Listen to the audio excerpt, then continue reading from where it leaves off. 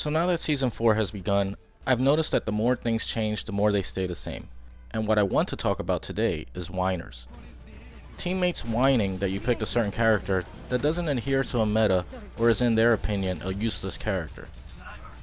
First off, no character is useless. In the hands of a good player, any character can absolutely wreck the other team.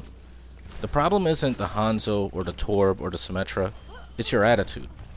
If you're whining about someone's pick, you are a loser. Plain and simple. You aren't helping your team by crying about how you're going to lose if someone's pick is bad by your standards. Sure, you may have a point if the team composition seems weird, but acting like a douchebag won't make your teammates want to change or help you. It may just make them play bad out of spite. I was playing an attack Symmetra just to see how viable she was in certain maps.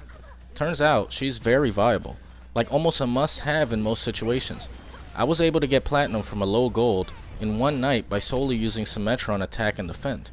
But this is a team-based game, and if your team can't shoot straight and have your back, then Symmetra won't be of much use to you.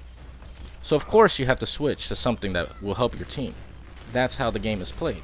But as soon as I picked Symmetra, I immediately was berated by a team member just for picking her on attack. Even the team composition was fairly similar to other matches that I've won with her. I feel it wasn't Symmetra that was the problem, it was the whiny attitude of the other players. If you have the mindset of losing, more than likely you will lose. As soon as I was matched with a whiny player, and in this case a team of whiners, we lost. I didn't have a problem all night with any other players until then, and I won all of my games with her. But as soon as some whiny player showed up, the whole team had someone to blame for losing. The point is, you don't know how good that player is with a character, so try and give people a chance.